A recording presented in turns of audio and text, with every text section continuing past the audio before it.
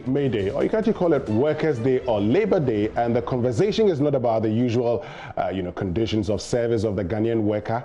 The conversation is no longer about an increase in salary, but the security of jobs. As a result of COVID-19, many employees are worried. They don't know whether they will be paid and don't even know whether they will have a job next month. This evening, our focus is on the Ghanaian employee and the security of their jobs in this era of COVID-19. With the private sector contributing about 90% of jobs in this country, and with the private sector the most hit by COVID-19, we ask, what will be your employment status next month? Why has government not released the soft loans that it promised?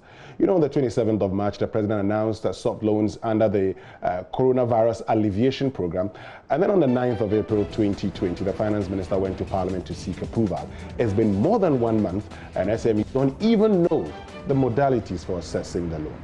For the economists, the belief was that these soft loans will actually help the economy bounce back. But will the delay affect the bouncing back, since entities could actually fold up even before they are due to receive these loans? My name is Winston Amwa, and this is UPfront. When we return, I'll introduce our guest, and then the conversation will begin.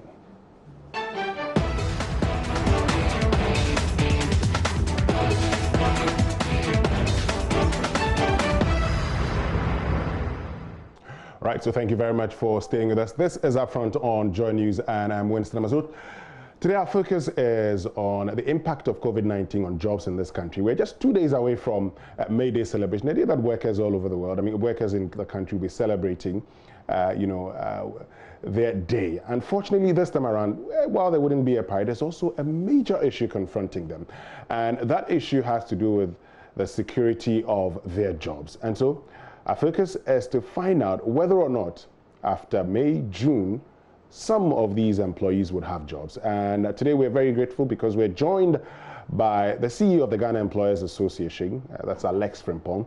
We'll also be hearing from Professor Peter Korte, who's Director of the Institute for Statistical, Social and Economic Research, and also speak to the Director of Research and Policy of the Trades Union Congress. So we have, the Employers Association, Trades Union Congress would also, speak on behalf of workers. And then we'll have the economists telling us, what this holds for the Ghanaian economy. So let me say good evening to all of you.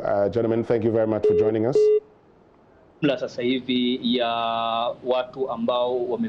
So let me start off with you, Alex Frimpong. Okay, so let me start off with you, Professor Peter Korte. We'll get to Alex Frimpong shortly. Professor Peter Korte, so we know that there are plans of having a stimulus package for Ghanaian enterprises, particularly the small and medium enterprises. Now, does the provision of these stimulus packages, and under the circumstances we are looking at soft loans, is that a guarantee of the security of all jobs? Well, good evening to Winston, good evening and good evening to your viewers. Permit me to use this opportunity to wish the organized labor, a happy May Day celebration, and to send my condolences to labor, anybody who has lost a relative to COVID. My condolences, especially to the frontline workers. Now, back to your question, whether the stimulus package is a guarantee, and my answer is no, it's not a guarantee. You need to look at where you put the money. In other words, the stimulus package has to go to sectors that will be producing, because there are some sectors that no matter what you do, there wouldn't even be demand for their services. Some hotels, some restaurants, if it's airline business, if the flights are not in operation, if the airlines are not in operation, if you put in money, they cannot, because there is no demand. So you ought to look at all of this and see which of the sectors, when you put in money, it will stimulate production, it would ensure that labor is guaranteed employment. That is why in some countries they have said we will pay wages of employees, so don't lay them off. For the time that you are not producing, we will pay 80% or 50% or whatever of their wages, so that guarantees employment. Otherwise, if you are giving the employer a soft loan, loans are supposed to be repaid. And therefore, if I cannot produce, you give me a loan, I cannot produce to meet demand. If there's no demand for my services, then basically I cannot pay back the loan. It's going to be bad loan, and I won't be able to even employ anybody. So my simple answer is a no. It's not a guarantee that if you are given a stimulus package, you would continue to hire labor. We only hire labor if there is demand for your product, if that guarantees you production. Okay. I mean, we'll get to Alex Frimpong shortly, but you're saying that if we decide to, for instance, invest, these stimulus packages, we should put them in sectors that could be productive. And you're mentioning that, there are certain sectors that do not have demands. And so those sectors that do not have demands, you're talking about, the hospitality sector and maybe the airlines that currently do not have demand. Am I right? Exactly. For some, if you take the hotels, for instance, some are operating a very minimal capacity. And for those ones, I mean, there will be some demand, but not the optimal. But there are certain areas, like the airlines, for instance, if there are no flights in and out of the country, if you provide a soft loan, basically, it will not guarantee jobs. It's just a loan which is not yielding income for you to service the loan. So we ought to strategize. In some cases, it's just a bailout, money that are given, they are grants, they are free money that you give to such bodies. In that case, if they don't engage in production, at least they are guaranteeing labor. That for the next 3 or 6 months, you are guaranteed your job, and then when we get back into production, we'll then be able to continue to hire you. But where there's no production and you are giving me a loan, and I know loans have to be repaid, it will be quite difficult to maintain labor when I'm not producing. But there's also, the issue of these sectors folding up, and once they fold up, their contribution to the GDP becomes the challenge. And so we're looking at the hospitality sector, and according to figures released by them, I mean, they contribute about 6% to the country's GDP, I mean, as part of the services sector. So if they're contributing that much, you certainly cannot say that, well, because there isn't for it, that's the end of it. Yeah, that's what I'm saying, that in the case of some of the hospitality sectors, there is some production, there is some activity, but they are not working at full capacity. Some are 20, 30% capacity. And there is hope of reviving some of them. So some of the hotels, certainly, once our airports become operational, once there's active business, conferences, other meetings will come on. Once we're able to provide strategies for people to move out, the ban on meetings and social gatherings, once some of these things are lifted, then they'll be back in business. But as it stands, it's quite difficult to say that when they give them a loan, they can utilize the loans at maximum capacity, I mean, to get value for money. Yes, they can be producing, but not to their optimal capacity. So once you've raised the issue of value for money, before I get to Alex Frimpong, what sort of help should be given to these sectors that you've talked about and said, because demands are low, we should be careful how we help them? What sort of assistance should be given to them? Well, one, for instance, the utility, at least they're getting water for free for 3 months. Electricity, they're going to pay 50%. So these are some of the incentives. They are free monies. They are not loans. So these are free monies.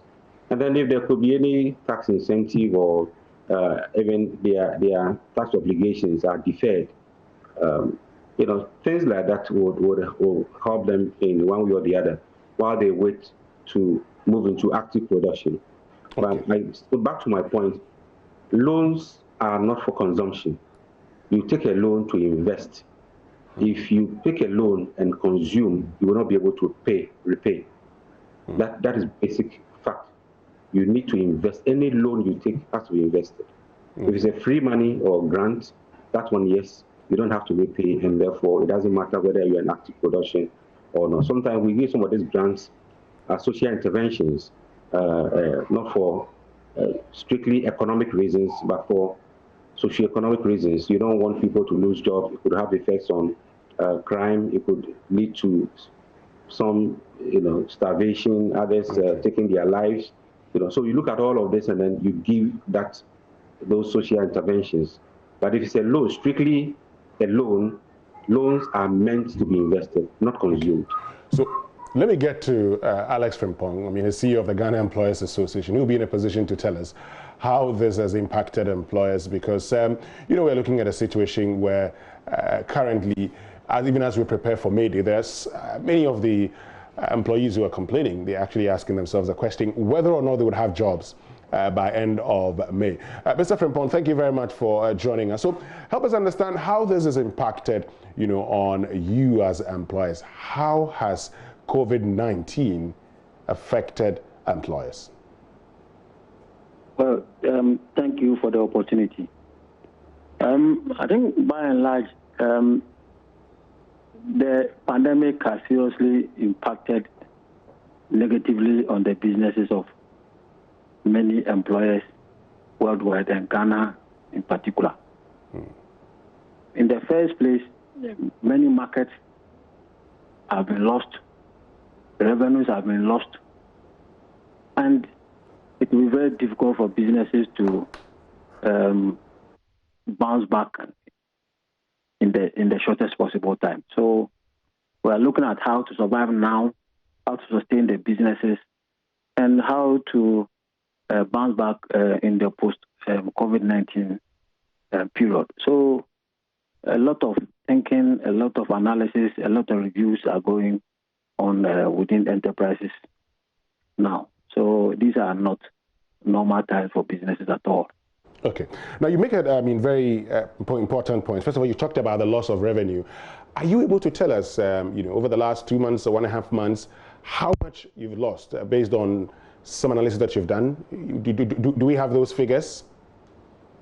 Well, we all know that if you look at the historical trend, normally from January, February, businesses are a bit slow. So March, April, by May, businesses have been able to pick up.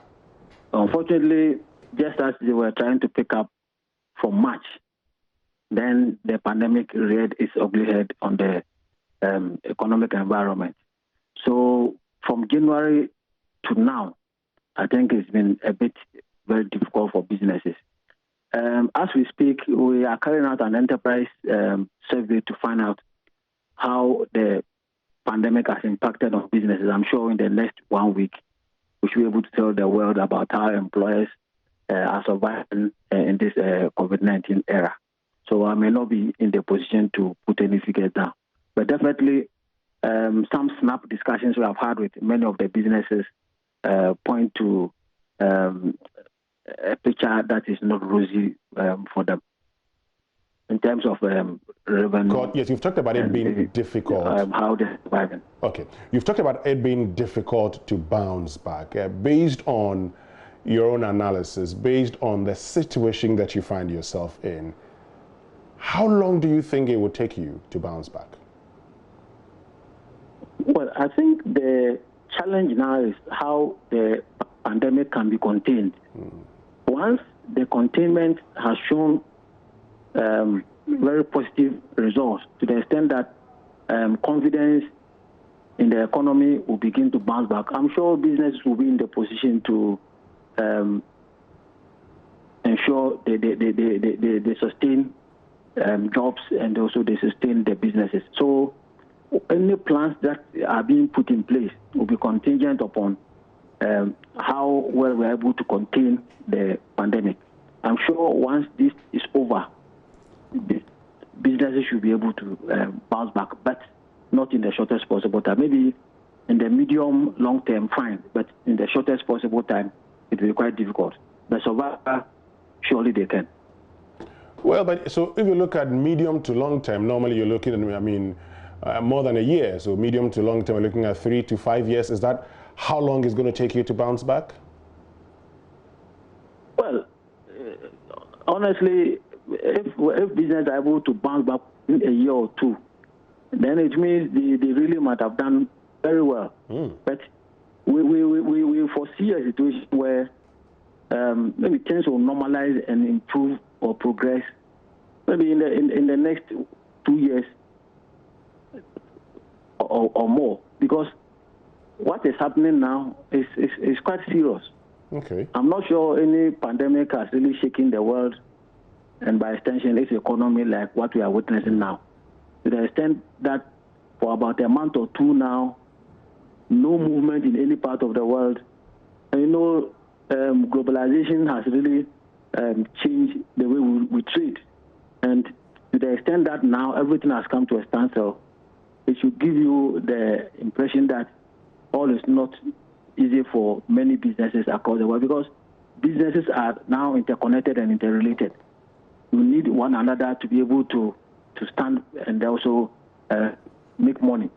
But now that everything has come to a standstill, it's quite a heavy toll on businesses. But talking about taking you, between 2 to 3 years, you said, well, if it takes you 2 years, it means you've really done well. We're looking at 3 years. And also because businesses would have to survive, what happens to the employees in your quest for survival? The fate of employees are linked to the survival of the business. And I can assure you that in my conversations with many businesses, the last thing they want to do is to lay off. Because in Ghana, the saying goes that education is available, skills scarce. So if you have the requisite skills that are delivering, the last thing you may want to do is to lay off. So that will be the last any employer will want to play. That is why it is important that a stimulus package to really keep businesses afloat pending the time that this pandemic period will be over, it becomes quite paramount. Okay. We'll get to the stimulus package, but I mean, Mr. Frimpong, realistically, businesses must survive. Businesses must make profits. Businesses must break even, if for nothing at all. When it gets to that situation, and you've told us it would probably take 2 or more years, this is something that you say hasn't happened before. Under the circumstances, businesses all over the world begin to consider the possibility of maybe salary cuts or laying off. Is that something you've considered under the circumstance? Well, as I indicated earlier, in many boardrooms and management meetings, many organizations are considering a lot of options. What are some of those options? What are some of those options? Well, like you indicated, they may want to look at how they can shrink the businesses to be able to survive, how they can even streamline their production processes and procedures, how they can even alter the way employees come to work, and all that, including the last card being layoffs. So that one, you can't rule it out. This is a permanent feature on the labor market.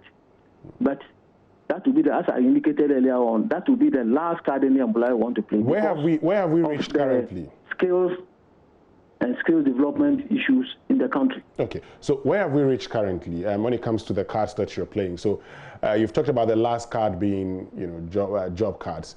Some of the other options include, salary cuts, which has been done in some instances. We've seen institutions actually saying that, okay, so you've been giving unpaid leaves, and some have been asked to work from home, and if you're working from home, you take half of your salary.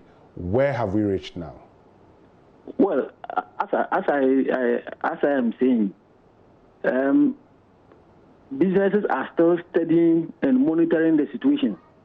We are into this in the last 4 weeks, so I'm sure for April, many organizations will be in the position to pay their employees. Come May and beyond, I think businesses know what to do to make sure that they keep hopes alive. When you say businesses know what to do, for those of us who do not own businesses and yet would want to have a very good understanding of what could happen, what do businesses know how to do? Well, they may have to take decisions that will be in the best interest of the organization to make sure that it survives. And these include job losses? Well, if that is what they can do to let it survive, I'm sure they would consider that. So there's the possibility of job losses? Well, that will be determined by the various organizations, because the pandemic has hit organizations differently depending upon the sectors that they are operating. Yes. Okay. So, for instance, if you are in the tourism, hospitality industry, I'm sure by now things are so difficult. But for some organizations that are operating, but maybe the market is not as it used to be. They are not selling, goods are not moving. Those ones they can consider that, but the ones that are hardest hit, I'm sure they should be in the position to take a wide range of the decisions to ensure that the businesses survive.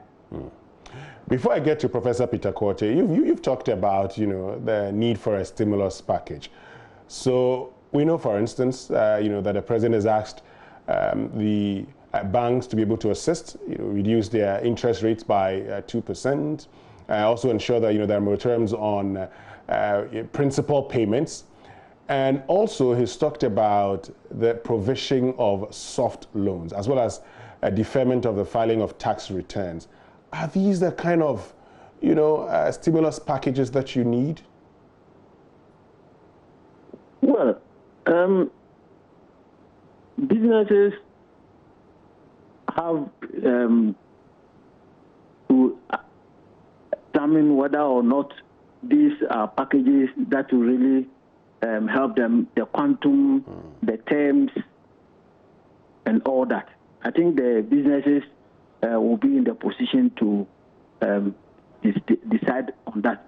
But the previous speaker rightly said, if we are going to be giving, businesses are going to be giving loans, are they going to be in the short term for working capital, or 1 year moratorium? They are going to be interest-free loans for 1 year. If they are going to use the loans for investments, which are really needed at this time, what will be the quantum and what will be the terms? So these are all matters that we may need to discuss with the relevant ministries, departments, and agencies, especially identification of the sectors that have been hardest hit and what can be done to help them. Merely talking about stimulus packages will not be enough, but we have to delve deeper into how this can positively impact on the businesses. So we're looking at a 600 million Ghana cedis loan made available under the coronavirus alleviation program. Would you say, based on the challenges you're going through, these are funds that will be enough to cater for some of these challenges, particularly for the SMEs? I don't think it is enough. But again, the sectors and the type of organizations that are going to benefit from that will determine how relevant or useful these facilities would be. Because some of them, if you give them $20 million or more, they will still have issues with the investment. Others, if you give them maybe 1 million cedis, especially for small, medium enterprises of Ghanaian origin, they should be in the position to cope immediately with all the financial hardships that they are going through now. So I think it's not a one-size-fits-all situation. So in the modalities, we should be in the position to take all these different scenarios into account. How much would constitute enough stimulus package by way of soft loans? Once again, I wish I could tell that, but I can assure you that businesses will really be in the position to tell how much they need to be able to get from these packages in order that they can survive. So I'm sure some of them are really putting together their proposal, especially against the background of some other facilities that the banks would also, through their own consortium, will want to use to help businesses. So interesting times ahead. We are sure that we're able to work with each other, cooperate and collaborate. I'm sure if we are able to contain the pandemic once again, we should be in the position to get our businesses brief some financial relief so that they can survive and grow. Well, since you talked about the fact that the 600 million cedis wasn't going to be enough, I probably thought that you would know what would constitute enough. But are you disappointed that as we speak, the loans have still not been disbursed, and we're not even discussing the modalities for the disbursement of the loans. No, I'm not. The discussions are ongoing. The discussions are ongoing. I am very much aware of the discussions that are ongoing, proposals that are being received for the modalities. But it has to be fast because by the end of this month, pressure will start mounting on whether or not the business can hold body and soul together. So I am aware that a lot of work is going on, that we may need to really speed up so that all the modalities are made clear to the business community, so that those who may apply may want to quickly take advantage of that. I certainly would come back to you, but while we get back to you, it's important we also hear from, Labour Front. I mean, you've talked about, as the CEO of the Ghana Employers Association, you've talked about how you're going through challenges, but it's also important to hear from organized labor. So we've been joined by Dr. Kwabena Nyakotu, who is the Director of Research and Policy of the Trades Union Congress. Thank you very much for joining us, Dr. Otu. And so we've just been speaking to Alex Frimpong, who believes that, look, where they've gotten to, they're faced with challenges, and if it becomes important, they just would have to stay afloat. And in doing so, they have to be laying off workers. Now, I know you've been doing some bit of preliminary research and all of that. Per the research that you've done so far, how many jobs are at stake of being lost as a result of COVID-19? Thank you for having me. I mean, the situation is still unfolding, and it is very difficult to have an idea of the exact number of jobs that will be lost. We have an idea of some sectors where job losses are actually taking place. And let me also indicate that so far, most employers have not declared mass redundancies. It's a good sign that they really want to avoid that. But we also know that most of these employers are struggling to be able to pay their workers. If you take the hotel sector, that has completely shut down. You have a situation where most of the employers, about a third of them, have asked workers to take their leave as part of measures to contain the situation. We also have, at least in the hotel sector too, nearly a quarter of workers being asked to being laid off, as it were. If you go to the private schools, most of them still hold on to the workers. The challenge is that they are finding it difficult to pay them. If you go to the agriculture that is linked to export, you have a situation where, again, most of them have managed to keep their workers on the payroll, even though their costs are rising. A few of them have actually had to let off workers go. So you have one company in the banana industry that has actually declared about 200 workers redundant. Okay. So the situation looks very dire. We are still collecting the numbers, but it is important that even without the specific numbers, we have an idea of the scale of the problem. If you take the informal economy, all the guys, young men and women, line up the streets of our major towns and cities who are selling recharge vouchers and selling all the things they could lay their hands on, imported material. All of these people have vanished. And these are part of the job losses or the livelihood losses that we are confronted. If you take the tourism sector, all those people that are engaged in either preparation of food and the sale of drinks and alcohol and all that. I mean, the Ghana Tourism Authority estimates that nearly about 80% of all these establishments have closed. And these are establishments that take on more than 500,000 workers. If 80% of them have closed, you can as well assume that we are now looking at job losses in that sector alone of nearly more than 400,000 jobs. Sure. But let me also hasten to say that these are but the direct impact.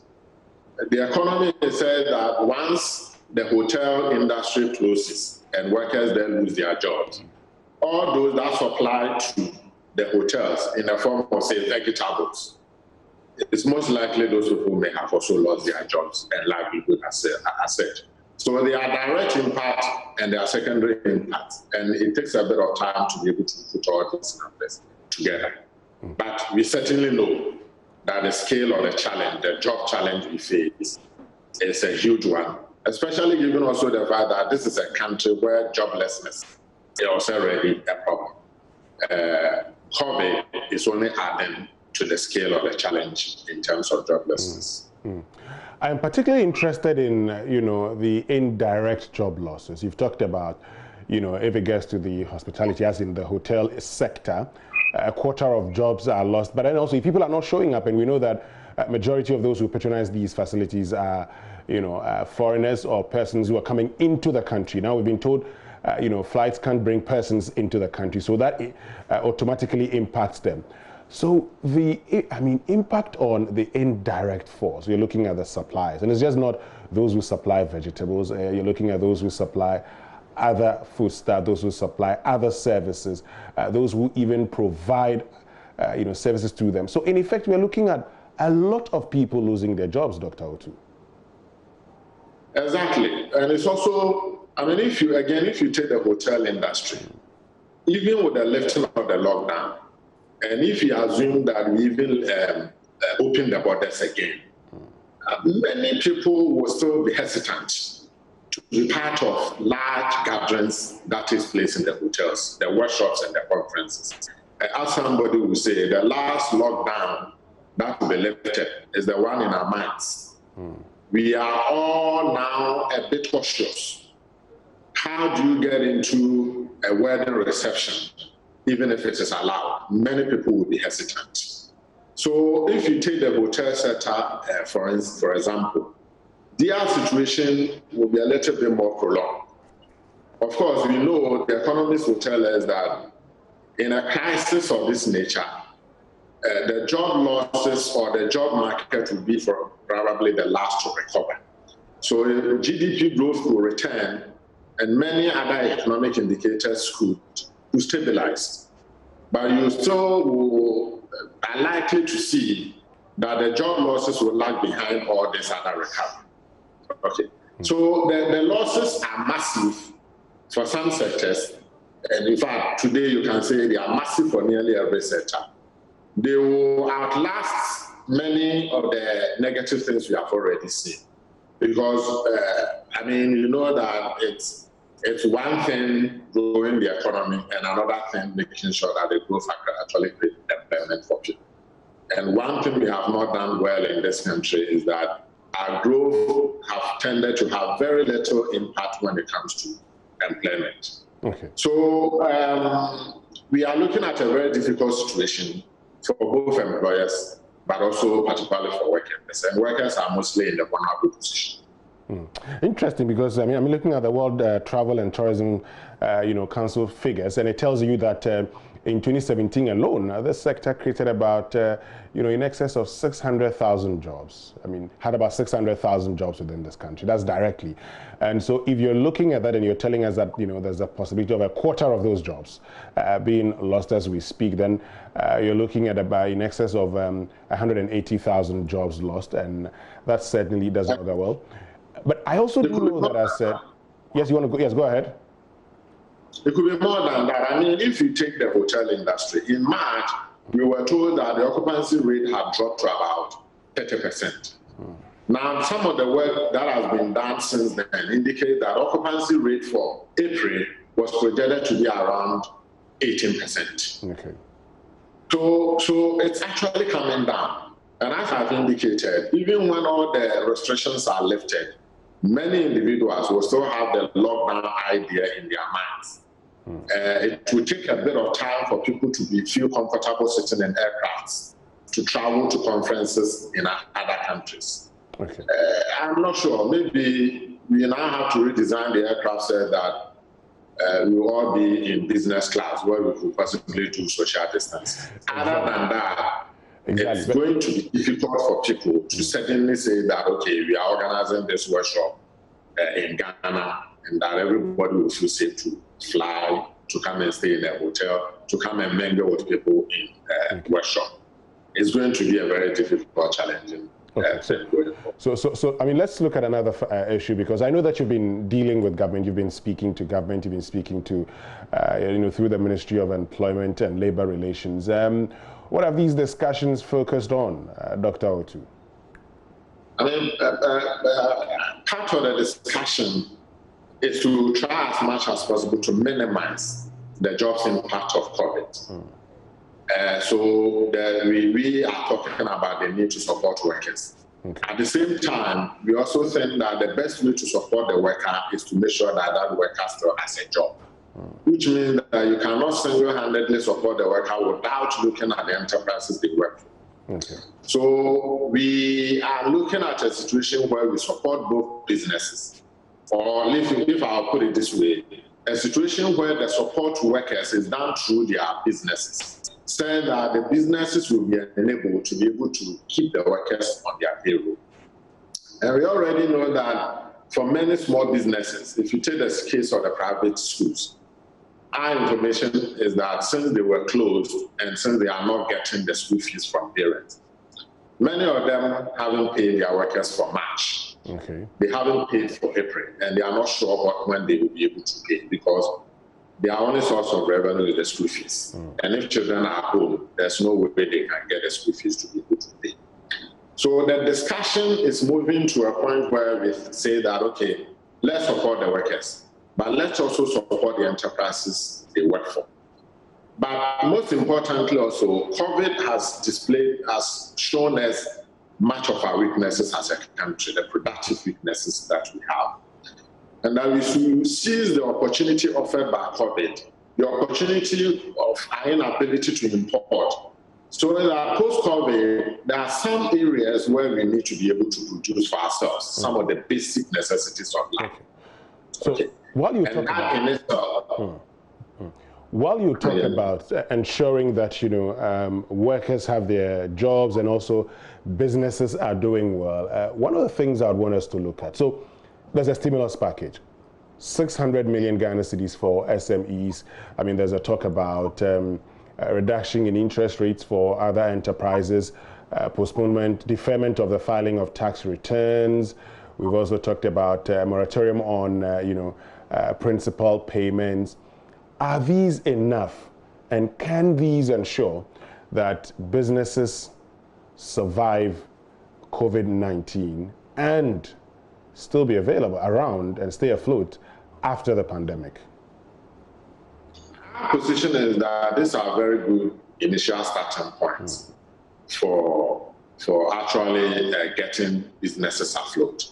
But I agree with my senior colleague from the Employers Association that they are not enough.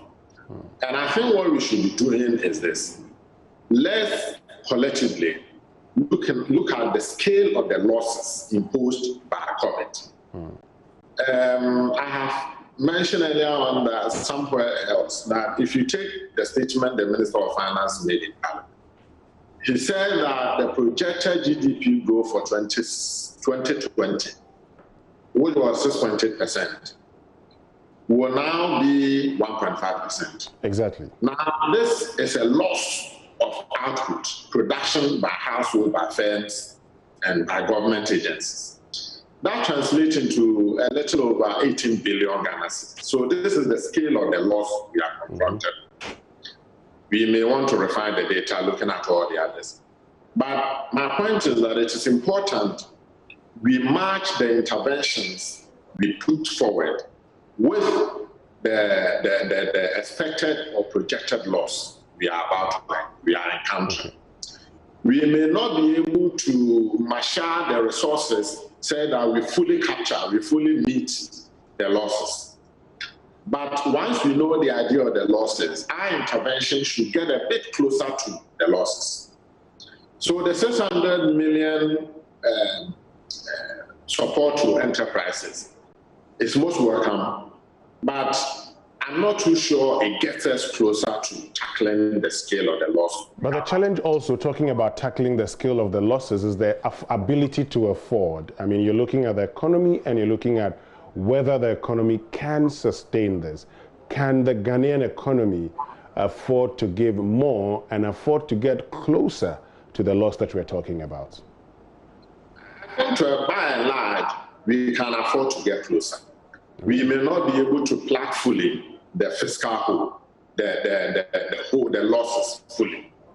But if you come back together and sit on the table in a tripartite framework where we all put our minds and heads together, we should be able to find the funding sources that allows us to get a bit closer. South Africa just announced a stimulus package of about 500 billion rand, which is equivalent to $26 billion. And that is about 10% of the GDP of South Africa. Okay. I'm not saying that we should do the same, because South Africa has deeper pockets than we do. Exactly. But it offers us lessons. The UK stimulus package is about 15% of the UK GDP. Again, we cannot do as the UK does. But they offer us a lesson that the scale of our intervention should get a bit closer to the scale of the losses we are encountering as a people. Okay. And I mean, but the challenge is that we actually don't know. We actually don't know now, the losses that businesses are incurring. I mean, I've just been speaking to, we have Alex Frimpong still with us. He tells us that they are now, calculating those losses. And so, as we speak, we don't have a figure to it. And we're looking at a GDP that's about 349 billion Ghana cedis. So we've put in 1.2 billion so far. Not a bad one, is it? Exactly. So part of the challenge we face dealing with COVID and its aftermath it's also the things we should have been doing as a country we have not been doing for a very long time. What are those things we should have been doing? We plan for people, we have very little data on them. So, part of the opportunity that COVID presents is the need for us to know exactly people well, the businesses they do, the nature of the businesses, so that even when we want to support people, we can do it as quickly as possible. Okay. Because as Alex Frimpong mentioned, it is important that we try as much as possible to support people as early as possible. Because what we want to prevent is a situation where businesses that are hard hit are forced to disengage the relationship with workers.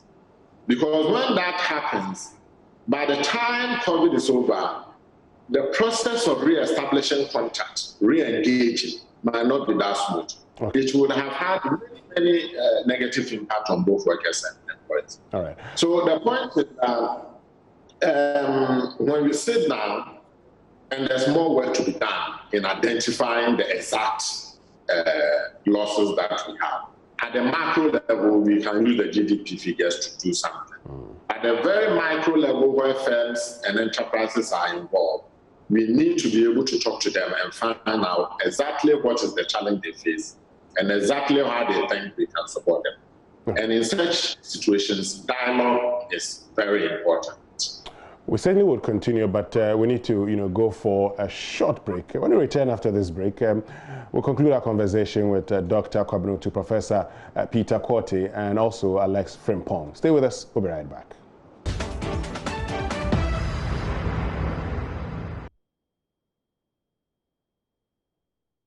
All right, so welcome back, and thank you very much for staying with us. This is UPfront, and today we've been joined by Dr. Kwabena Otu, who is the Director of Research and Policy of the Trades Union Congress. Professor Peter Quartey is the Director of the Institute of Statistical and Social and Economic Research, as well as Alex Frimpong, who is CEO of Ghana Employers Association. We'll have to be wrapping up shortly. So, Professor Quartey, let me just get to you shortly, and let's look at how we can get out of all of this. He's talked about, Dr. Otu has talked about how we need to increase the stimulus package. Is that the way to go? Okay, Professor Peter Quartey, I'm sure, I think we're struggling to hear you, but let me get to you, Alex Frimpong. So would you also agree that the way to go is to increase the stimulus package close to the losses being incurred by businesses? Okay. Winston, can you hear me? Yes, I can hear you. Yes, Prof, I can hear you. Go ahead, yes. Yes, I said I agree with him. The package is a good start, but we need to increase the amount. But also, I need to make this point that the banks have a syndicated facility of 3 billion cedis. Yes. That is going to be disbursed to industry, particularly agriculture. So the 600 million is not just what is going to support the private sector, but there's also this syndicated facility that banks have come together to lend to critical sectors of the economy.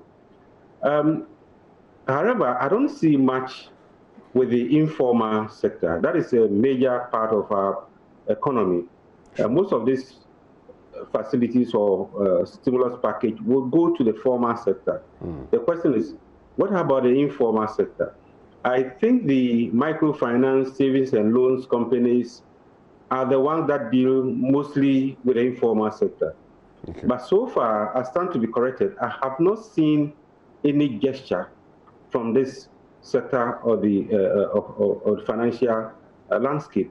And I think it's about time government and also the players within that industry, the savings and loans, the microfinance, also come up with something. Exactly, I believe but we're in a critical unfortunately, situation. Professor Peter Korte, unfortunately, that's all time would allow us. Thank you very much, Dr. Kwabnotu. Thank you very much, Professor Peter Korte. Thank you very much, Alex Frimpong, for joining us. My name is Winston Amar. That's all from us today on UPfront. Join us same time tomorrow for another exciting conversation. Enjoy your evening.